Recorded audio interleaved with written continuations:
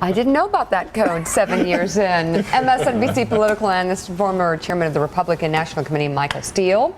In Washington, roll calls. Editor-in-chief, Christina Bellantoni. Good to have you on board as well this morning. We have to do lightning around here because we have 2 questions in about 15 seconds. All right. Christina, we brought Christina in from Washington to ask you the really nasty. Christina from Roll Call? Question from Roll Call. No, she hates you. Like, she was like 30 minutes. I'm going to trash him. Yeah, Come on, Christina. I told her to hold back.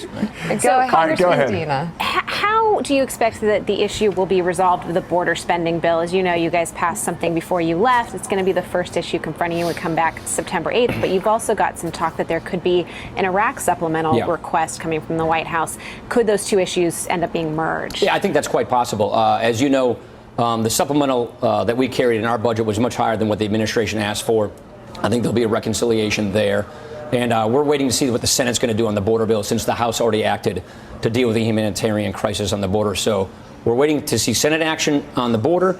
And if there's an additional supplemental request, we call that OCO, from the White House on Iraq, I think that's going to be something we'll have to deal with basically in a week or so from now. 44 past. There are brand new polls for Governor Andrew Cuomo in the investigation into his decision to shut down an ethics commission.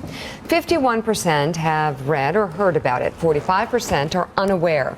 77% say the decision was a political deal. Overall, a combined 83% say government corruption is a serious problem in New York. 48% say Cuomo is part of the problem. Cuomo is ahead of Republican Rob Astorino, 56 to 28%, essentially the same as in May. So it doesn't seem to have affected the race. Donnie, no impact there, huh? No. You know, you may like or dislike Andrew Cuomo. He has done, by most measures, a very effective job in New York. He's not getting unseated. And it's interesting. I think people, you go to the Rick Perry thing, I think people somewhat anesthetize it. Yeah, government's a little corrupt and this funky stuff happens.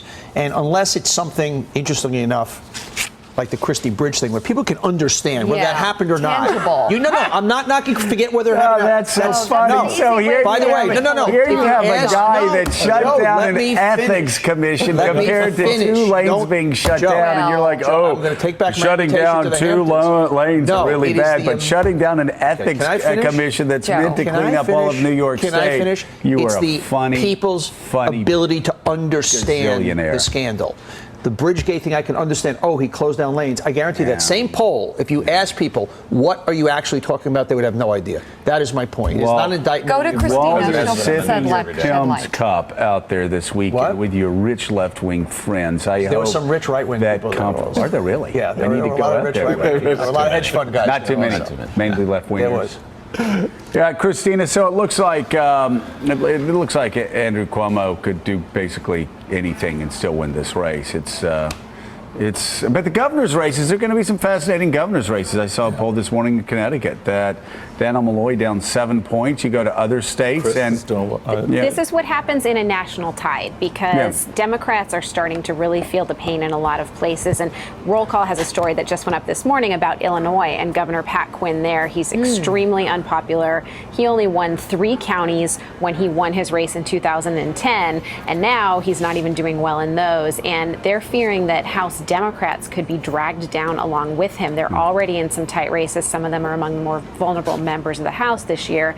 So in some of these marginal places, this could end up being a tide that takes people up and down the ticket. And that's what we saw in 2010, right at the end of the summer. That tide really started to turn, and it swept in new state legislatures and governors. We'll look for that piece in Roll Call. Christina Bellantoni, thank you so much. Thanks. Thank you.